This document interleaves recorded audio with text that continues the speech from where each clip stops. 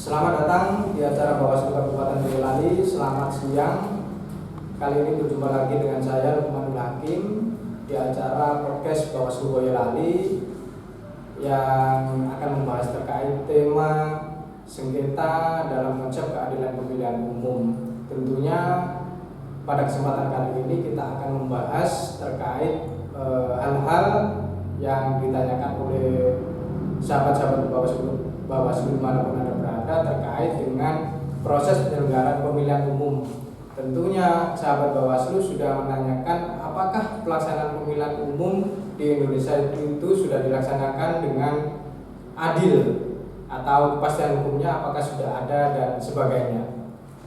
Langsung saja kita sambut narasumber kita Bapak Widodo SMA yang sudah datang di studio Bawaslu Kabupaten Boyolali. Selamat siang Bapak Widodo SMA. Selamat siang Mas Lukman. Pripun kabare Pak? Alhamdulillah. Jadi agak gemuk ya. Betul. Semakin gemuk. Ini Pak, ini sahabat-sahabat Bawaslu sudah tidak sabar lagi untuk mendengarkan penjelasan Bapak terkait tema yang dibahas pada podcast Bawaslu Boyolali kali ini. Langsung saja ya Pak. Yang pertama yaitu terkait apakah sebenarnya keadilan pemilu itu sudah dirasakan atau sudah dilaksanakan Pak dalam pelaksanaan pemilihan umum di Indonesia ini Pak? Baik Mas Lukman, dan sebelumnya Assalamualaikum warahmatullahi wabarakatuh. Salam sejahtera bagi sahabat semua, sahabat Bawaslu Boyolali dimanapun Anda berada. Dan sebelum saya menjawab dari pertanyaan Mas Lukman, karena ini masih suasana lebaran, maka kami Bawaslu Boyolali mengucapkan taqabbalallahu minna wa minkum taqabbal ya karim minal aidin wal faizin kepada saudara-saudara kita, saudara muslim yang habis merayakan lebaran. Semoga ibadah kita di bulan suci Ramadan diterima Allah SWT. Terima kasih Mas Lukman atas undangannya dan pertanyaannya terkait dengan apakah kemudian sudah ada keadilan dalam penyelenggaraan pemilu di Indonesia. Kalau kita bicara masalah keadilan secara umum di Indonesia, tentu ranahnya itu menjadi ranah yang sangat luas Mas ya. Tetapi tentu kita bisa menilai dari apa yang kita rasakan, apa yang kita perhatikan, kita baca dan lain sebagainya. Kalau kita bicara terkait dengan konsep keadilan pemilu, itu ada banyak sekali pendapat dari para pakar yang bisa kita pelajari, dari pendapat Profesor Ramlan Subakti, kemudian juga ada pendapat dari IIDEA dan lain sebagainya, di mana seluruhnya itu kalau kita jabarkan banyak sekali. Tapi kalau dalam perspektif dari Bawaslu, setidaknya ada tiga, ya, ada tiga pemilu itu bisa dikatakan menjunjung keadilan.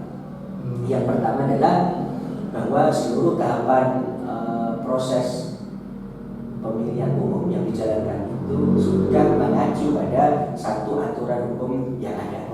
Dimana kalau kita merujuk pada pemilihan umum tentu rujukannya dengan Undang-Undang Rujukan 2017. Turunannya ada PKPU, kemudian ada Bawaslu yang mengikat kepada pelaksanaan badan lembaga masing-masing. Itu yang pertama.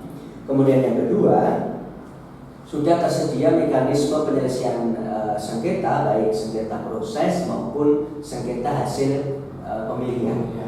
Di mana kalau sengketa proses, baik sengketa yang terjadi antar peserta maupun peserta dengan penyelenggara dalam hal ini KPU, maka didaftarkannya ke Bawaslu, ya, yang ditangani oleh Bawaslu, di mana nanti bisa sampai kepada sidang adjudikasi.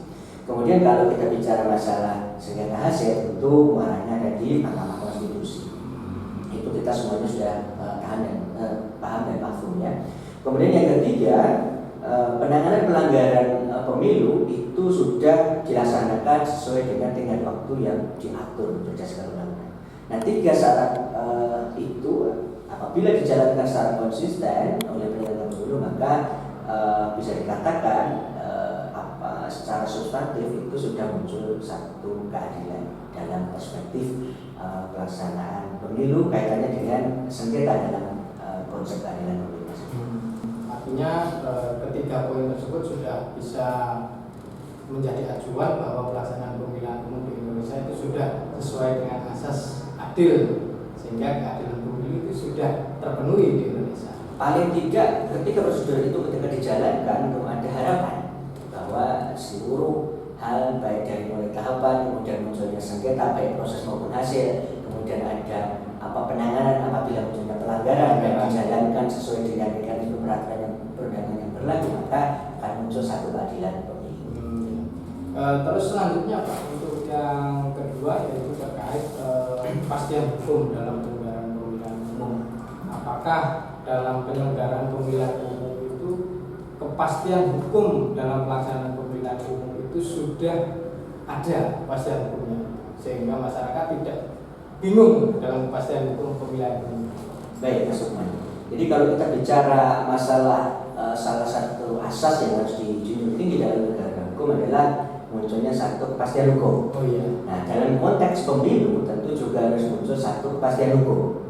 Kalau kita bicara apakah sudah ada kepastian hukum terkait dengan hal-hal yang diatur di dalam pelaksanaan kegiatan kepemiluan di Indonesia, bisa kami sampaikan pelaksanaan pemilu kepastian hukum yang ada di Indonesia ini meliputi beberapa hal. Yang pertama, tersedianya mekanisme penyelesaian sengketa. Tadi di awal sudah kami sampaikan bahwa sengketa itu meliputi sengketa proses maupun sengketa hasil. Dan itu rujukannya juga sudah jelas diatur di dalam Undang-Undang Nomor 7 Tahun 2017 maupun turunannya itu di Perbawaslu Nomor 5 Tahun 2019 yang merupakan perubahan ketiga atas Perbawaslu Nomor 18 Tahun 2017 terkait dengan tata cara penyelesaian sengketa proses. Itu sudah dijalankan secara konsisten. Jadi siapapun kemarin yang kemudian merasa ada yang dirugikan karena haknya, kemudian ini bisa mengajukan sengketa ke Bawaslu kalau terkait dengan proses, kemudian ketika hasil sudah bisa mengajukan Kemudian yang kedua, tersedianya mekanisme penanganan pelanggaran. Ya, kita tahu peraturan Bawaslu Nomor 7 Tahun 2018 itu mengatur tentang penanganan temuan dan laporan pemilihan umum. Ini sifatnya menjadi sangat umum dan kemudian juga kita secara konsisten kita jalankan. Manakala ada dugaan temuan maupun laporan itu sudah oleh divisi penindakan, kemudian akan dilakukan satu mekanisme penanganannya. Kemudian yang kedua, peraturan Badan Pengawas Pemilihan Umum Nomor 8 Tahun 2018 tentang penyelesaian sengketa administratif. Ya.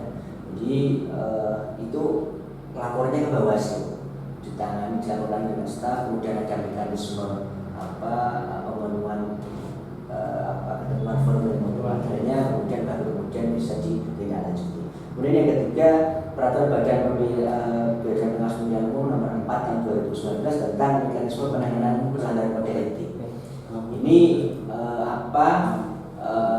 dikhususkan bagi penyelenggara ad hoc, khususnya pengawas ad hoc, mulai dari panwas kecamatan, pengawas desa, kemudian sampai pengawas TPS.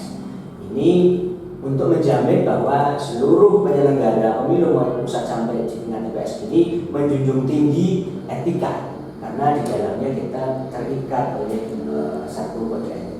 Seperti itu Mas. Kemudian yang terakhir, tersedianya hukum acara pemilihan umum, di mana hukumnya ada, tetapi kalau cara beracaranya tidak diaturkan juga kan maka banyak sekali mekanismenya.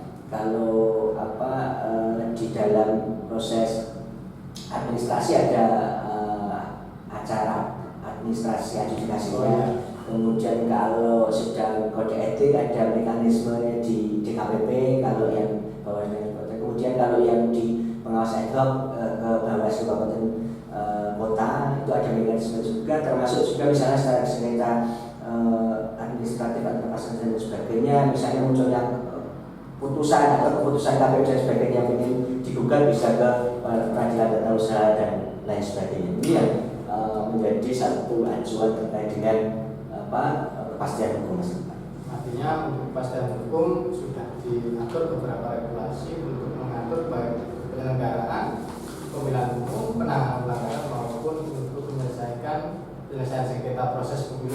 Bawaslu ya Pak. Betul. Jadi sekali lagi kami garis bawahi bahwa seluruh mekanisme itu sudah diatur secara rigid dan sudah, bahkan di Boyolali ini banyak sekali pengalaman terkait dengan seluruh proses itu kami semuanya menangani. Sudah berpengalaman menangani baik administrasi cepat, kemudian administrasi, kemudian ada pelanggaran kode etik pun ada dan sebagainya. Ini kami sudah pidananya pun juga sudah saja. Selanjutnya untuk kesetaraan Pak dalam penyelenggaraan pemilihan umum itu, apakah dalam penyelenggaraan pemilihan umum itu kesetaraan dalam pelaksanaannya itu sudah terpenuhi? Kalau kita bicara masalah kesetaraan, tentu ini kita bicara masalah keterlibatan seluruh elemen. Kita menjamin bahwa proses pemilihan umum, utamanya kemarin misalnya kita merujuk pada pemilu tahun 2019, ini kesetaraan itu sudah kita upayakan secara maksimal. Terbukti bahwa seluruh elemen masyarakat itu bisa terlibat secara langsung dalam proses pemilu. Tentu dalam perannya masing-masing. Ada yang berperan sebagai penyelenggara seperti kami, sebagai pengawas, kemudian ada teman-teman KPU dan jajaran. Kemudian ada yang berperan sebagai peserta. Ya, kalau dalam konteks pemilihan umum ada partai politik, kemudian ada perorangan sebagai calon anggota DPD di tingkat pusat. Kemudian dalam konteks pemilu presiden atau pemilihan presiden ada yang menjadi calon dan lain sebagainya. Nah, kemudian ada juga yang berperan sebagai pihak-pihak yang melancarkan seluruh prosesnya, misalnya pemerintah. Dalam hal ini misalnya masyarakat, pemerintah tingkat daerah maupun pemerintah tingkat pusat dan sebagainya. Seluruhnya itu sudah bekerja bersama-sama, bekerja secara sungguh-sungguh untuk melaksanakan kegiatan kepemiluan yang berjalan, dan hasilnya adalah sudah terselenggara pemilu yang hasilnya sekarang ini sudah kita rasakan bersama-sama. Kemudian yang kedua, kami juga menjamin munculnya kesetaraan dalam hal munculnya dugaan pelanggaran misalnya, maka penegakan hukumnya kita tentu tidak pernah membeda-bedakan. Artinya kita memandang bahwa seluruhnya itu sama di mata hukum. Dan itu tentu istilahnya masyarakat juga terlibat secara aktif untuk mengawasi kami. Bagaimana misalnya kalau laporan dari pihak A, bagaimana kami menanganinya, kalau ada laporan dari pihak B, bagaimana menanganinya dan sebagainya, dan itu kami jalankan secara konsekuen, kita jalankan peran kami secara profesional. Lalu untuk terkait sikap dari penyelenggara pemilihan umum itu Pak, apakah menurut Bapak itu sikap penyelenggara pemilu khususnya ini Bawaslu ya Pak, khususnya Bawaslu itu sudah masuk dalam kategori penyelenggara pemilu yang profesional, imparsial dan netral, apakah itu sudah terpenuhi? Yang pertama tentu kalau kita bicara dari sisi apakah masih ada celah kekurangannya, tentu sebagai manusia di sana sini masih ada kekurangan dan celah ya.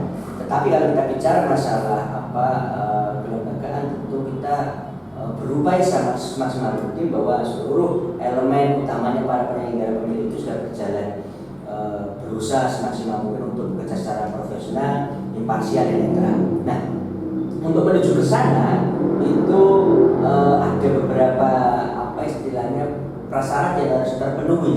Yang pertama adalah pekerja pemilu itu sudah dilaksanakan berdasarkan satu peraturan dan mekanisme yang sudah diatur secara teratur, terukur dan rigid. Dan itu sudah dilakukan di Indonesia ini. Ada undang-undangnya, turunannya, kemudian ada PKPU, turunannya ada Perbawaslu, kemudian ada SE dan lain sebagainya, di mana itu menjadi satu rujukan utama dalam kita semua penyelenggara pemilu itu melaksanakan kegiatan tahapannya. Kemudian yang kedua, sistem pemilunya juga dilakukan secara terbuka. Penyelenggara pemilu mempunyai jarak yang sama, kemudian tidak mengistimewakan pihak-pihak tertentu, dan itu kita jaga betul bahwa kita berlaku mempunyai jarak yang sama agar tidak ada kesan bahwa kita ini istilahnya membeda-bedakan. Kita memperlakukan peserta pemilu itu secara sama dan adil. Kemudian yang ketiga, setiap penyelenggara pemilu itu baik ucapan, tindakan, tulisan, kemudian bahkan kalau ekstrim ya itu sampai ke pemikiran itu betul-betul dijaga agar tetap netral. Karena saya katakan saya pemikiran, kenapa? Karena pemikirannya tidak netral, tindakannya biasanya tidak netral, Tapi kalau apa istilahnya perbuatan indoktrinasi kami kepada teman-teman negara di bawah kami, pikirannya juga harus netral, sehingga tindakannya juga netral. Dan terbukti di Kabupaten Boyolali ini, kalau kita bicara masalah profesionalisme, kemudian netralitas, kemudian kesetaraan dalam memperlakukan penyelenggara, kami tidak pernah menemukan atau kemudian juga mendapatkan laporan adanya teman-teman yang tidak netral. Ini pertanyaan yang terakhir, Pak. Pertanyaan yang terakhir dan ini mungkin sangat penting untuk dijawab, itu terkait kontestasi.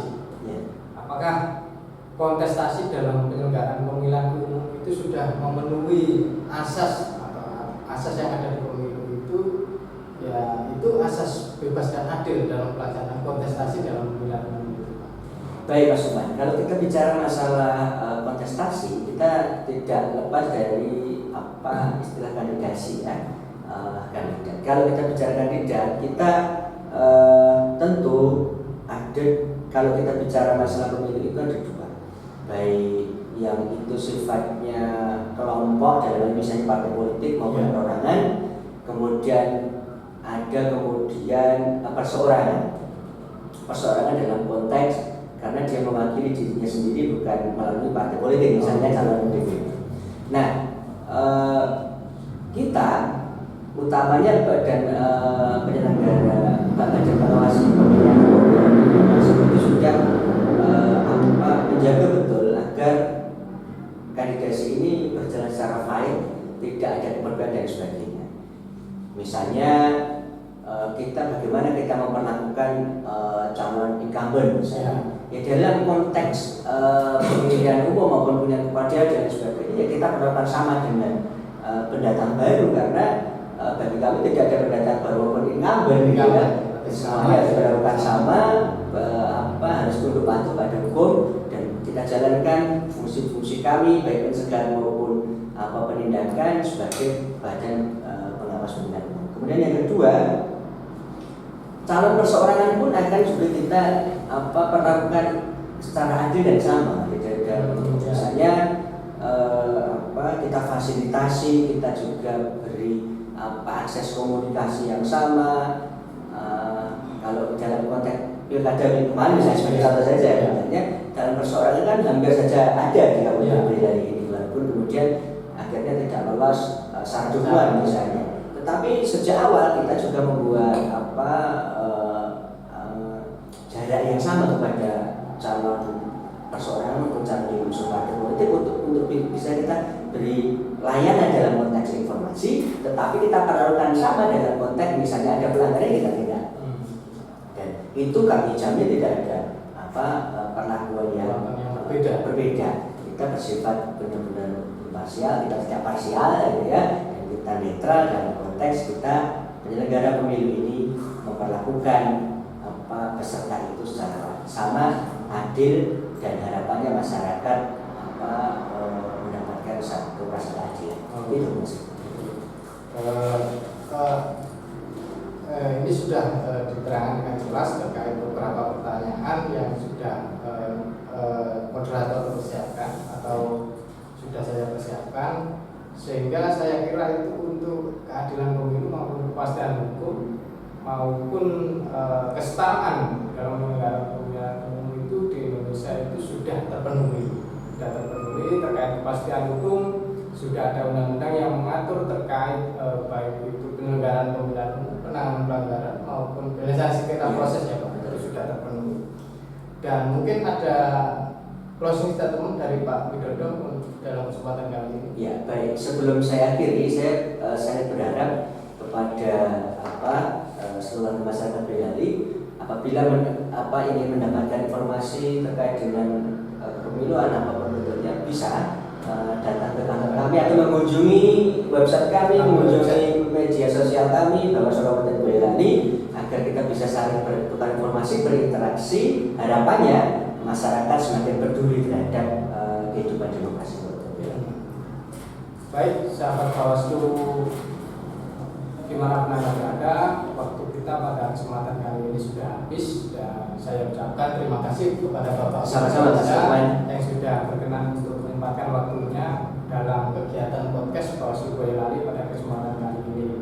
Dan saya mengingatkan atau mengimbau kepada seluruh masyarakat Indonesia untuk tidak lupa untuk menjaga protokol kesehatan untuk mencegah penularan COVID-19 dengan cara memakai masker, menjaga jarak, dan mencuci tangan.